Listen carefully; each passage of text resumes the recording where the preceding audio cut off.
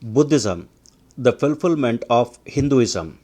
Swami Vivekananda, 26th September 1893.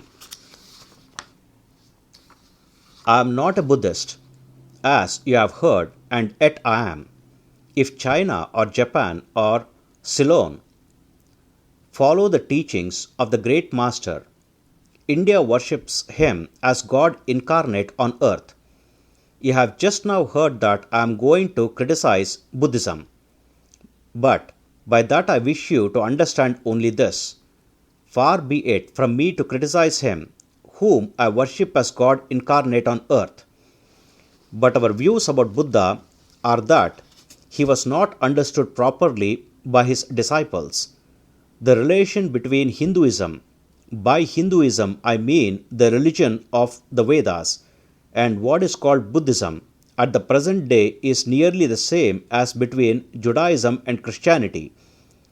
Jesus Christ was a Jew, and Shâkya Muni was a Hindu.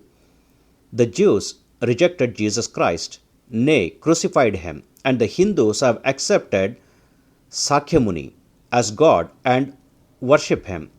But the real difference that we Hindus want to show between modern Buddhism and what we should understand as the teachings of Lord Buddha lies principally in this. Shâkya Muni came to preach nothing new. He also, like Jesus, came to fulfill and not to destroy. Only in the case of Jesus, it was the old people, the Jews, who did not understand him, while in the case of Buddha, it was his own followers who did not realize the import of his teachings.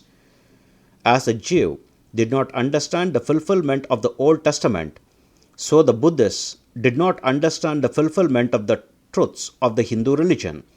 Again, I repeat, Shâkya Muni came not to destroy, but he was the fulfillment, the logical conclusion, the logical development of the religion of the Hindus. The religion of the Hindus is divided into two parts, the ceremonial and the spiritual. The spiritual portion is specially studied by the monks, in that there is no caste. A man from the highest caste and a man from the lowest may become a monk in India, and the two castes become equal. In religion, there is no caste. Caste is simply a social institution. Shâkya Muni himself was a monk, and it was his glory that he had the large heartedness to bring out the truths from the hidden Vedas and through them broadcast all over the world. He was the first being in the world who brought mission arising into practice. Nay, he was the first to conceive the idea of proselytizing. The great glory of the Master lay in his wonderful sympathy for everybody, especially for the ignorant and the poor. Some of his disciples were Brahmins. When Buddha was teaching, Sanskrit was no more the spoken language in India. It was then only in the books of the learned. Some of the Buddha's Brahmin disciples wanted to translate his teachings into Sanskrit, but he distinctly told them, I am for the poor, for the people, let me speak in the tongue of the people. And so, to this day, the great bulk of his teachings are in vernacular of that day in India.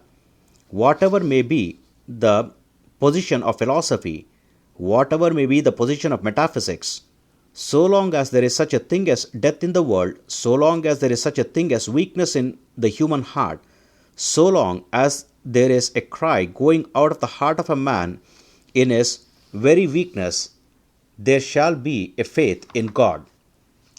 On the philosophical side, the disciples of the great master dashed themselves against the eternal rocks of the Vedas and could not crush them.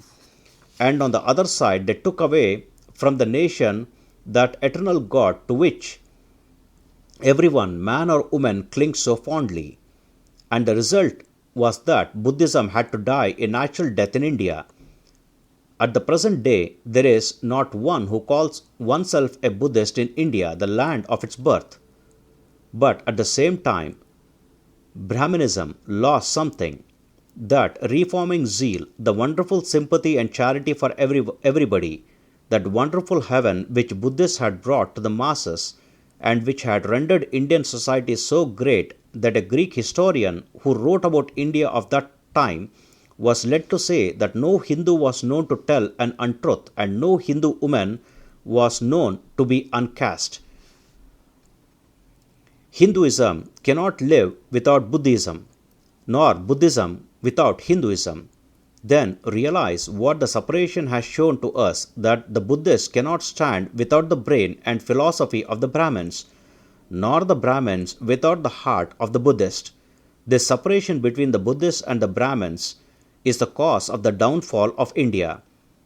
That is why India is populated by 300 millions of beggars, and that is why India has been the slave of conquerors for the last 1,000 years.